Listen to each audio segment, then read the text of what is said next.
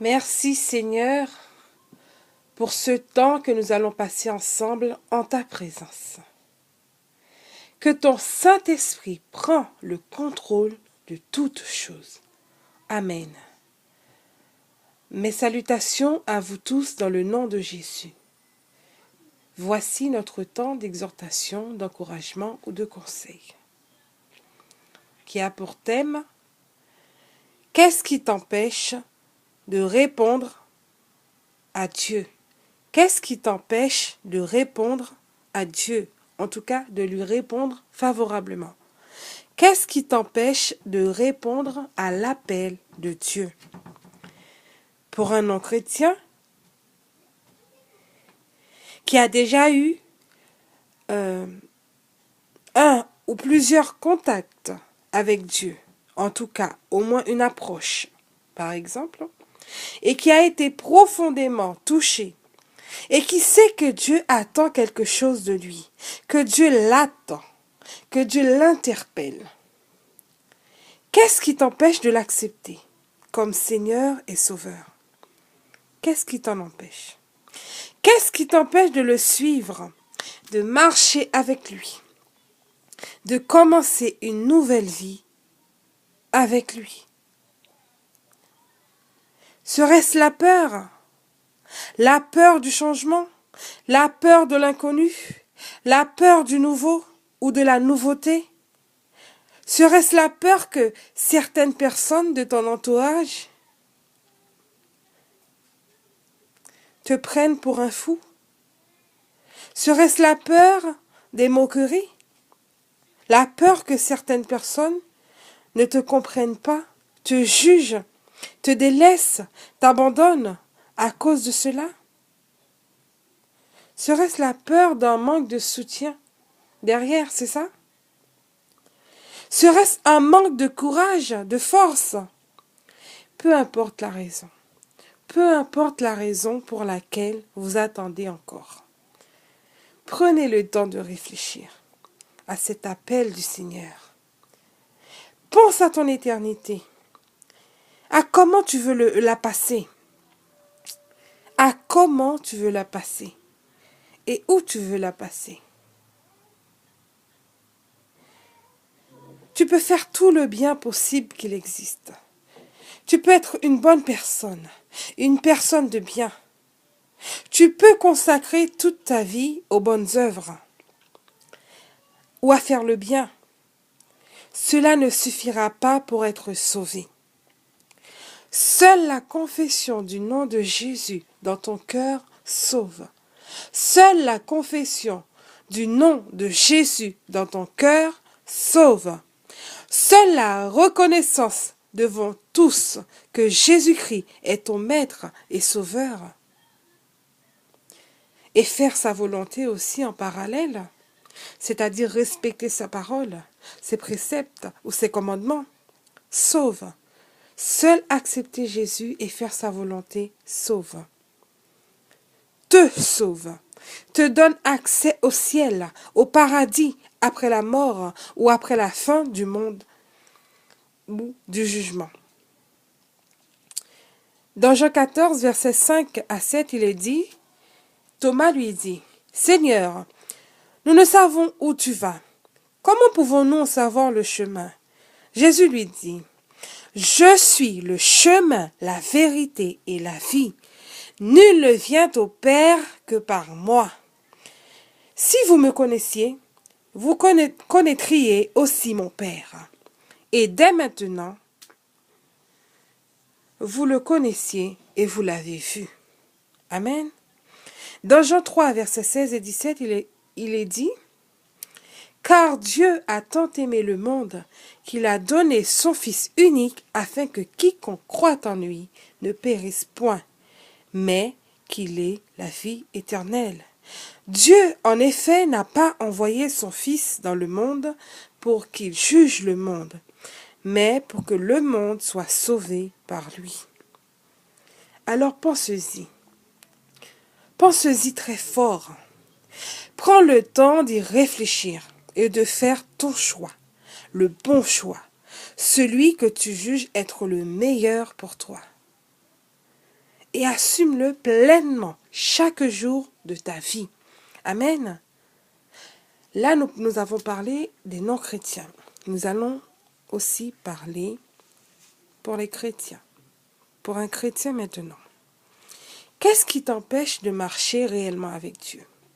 De respecter sa parole, sa volonté, de mettre ta vie en ordre, d'abandonner le péché réellement, c'est-à-dire les péchés mignons, ceux qu'on garde, les petits péchés qu'on caresse. Serait-ce la difficulté à suivre Dieu, les contraintes, les efforts que cela demande? Serait-ce les problèmes, la maladie, les aléas de la vie, les souffrances? Serait-ce un manque de courage, de force, de volonté, de motivation, de détermination? Serait-ce un manque de foi? Peu importe la raison, prends le temps d'y réfléchir, d'y penser et commence à te décider de ce que tu veux vraiment pour ta vie. Mets ta vie en ordre. Mets ta vie en ordre. Mets de l'huile dans ta lampe. Remplis-la afin de ne pas être surpris au jour du jugement, lorsque Dieu ou Jésus n'aura plus de compassion pour toi. Amen. Hébreux 12, verset 14 dit « Recherchez la paix avec tous et la sanctification, sans laquelle personne ne verra le Seigneur. » Matthieu 5, verset 8 dit « Heureux ceux qui ont le cœur pur, car ils verront Dieu. » Amen. La troisième partie maintenant, pour les chrétiens encore. Pour les chrétiens encore. Qu'est-ce qui t'empêche de t'investir pour Dieu? Qu'est-ce qui t'empêche de prendre part à son œuvre? Je répète, qu'est-ce qui t'empêche de t'investir pour Dieu? Qu'est-ce qui t'empêche de prendre part à son œuvre? En dehors du fait que Dieu n'y est pas contre, hein? En dehors ou que cela dépend de sa volonté, ou que l'appel est reçu et que c'est le moment où on doit exercer ce qu'on doit faire pour le Seigneur.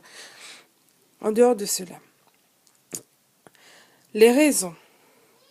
Parfois, c'est un manque de confiance en soi ou en soi-même. Serait-ce la peur du ridicule, d'être ridiculisé par les autres? La peur de montrer ses failles, ses faiblesses? Serait-ce la timidité? Serait-ce la paresse?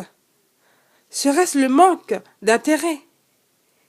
Serait-ce les responsabilités? C'est-à-dire qu'on a trop de responsabilités, on n'arrive pas à mettre un temps à part pour faire quelque chose de spécial pour Dieu, en dehors de marcher avec lui, de faire sa volonté, de faire quelque chose, de s'investir dans son œuvre. Amen. Dans Exode 4, verset, peu importe ce qui vous empêche. Dans Exode 4, verset 10 à 13, Moïse dit à l'Éternel, « Ah, Seigneur, je ne suis pas un homme qui ait la parole facile.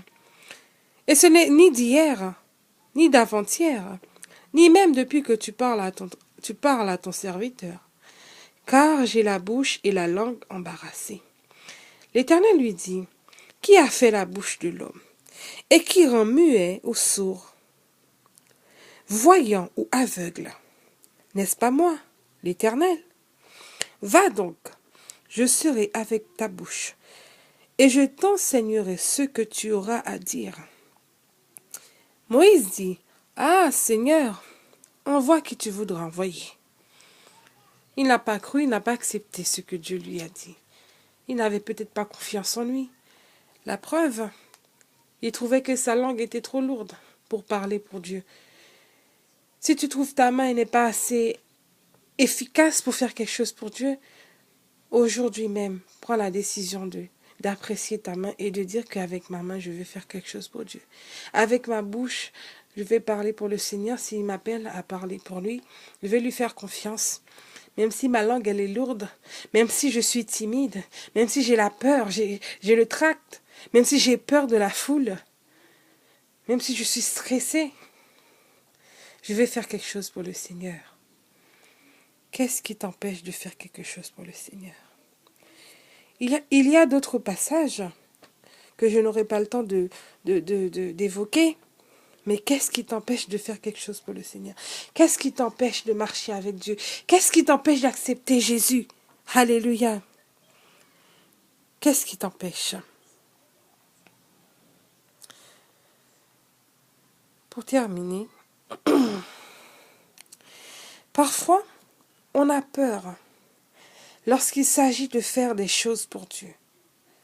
Parfois, on a peur lorsqu'il s'agit de faire des choses pour Dieu.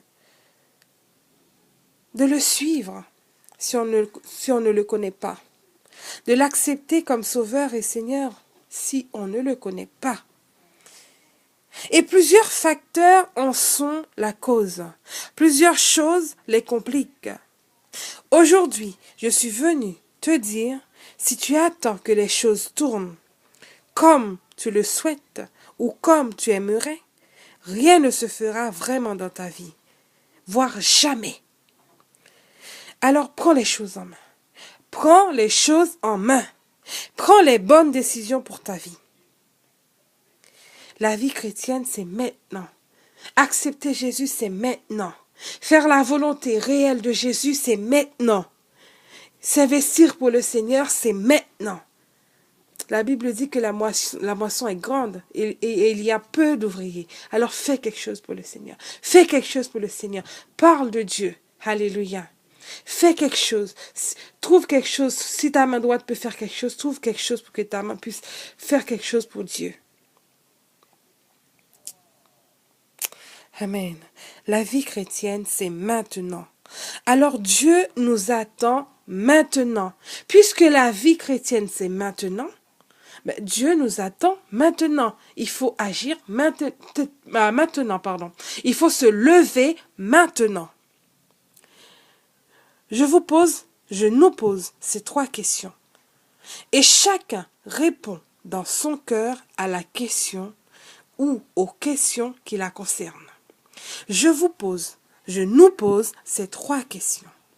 Et chacun répond dans son cœur à la question ou aux questions qui la concernent. La première, qu'est-ce qui t'empêche d'accepter Jésus comme Seigneur et Sauveur? Qu'est-ce qui t'empêche d'accepter Jésus comme Seigneur et Sauveur? La deuxième, qu'est-ce qui t'empêche de marcher réellement avec Dieu? C'est-à-dire de respecter sa parole, sa volonté, de mettre ta vie en ordre, d'abandonner le péché réellement, d'abandonner les péchés mignons. Qu'est-ce qui t'en empêche? La troisième et dernière question, qu'est-ce qui t'empêche de t'investir pour Dieu? C'est-à-dire de prendre part à son œuvre, de faire quelque chose pour lui, de l'aider. Amen. Réponds à l'appel de Dieu. Réponds à l'appel de Dieu. Réponds à l'appel de Dieu. Réponds à l'appel de Dieu. Que Dieu vous bénisse. C'était votre sœur Emmanuela.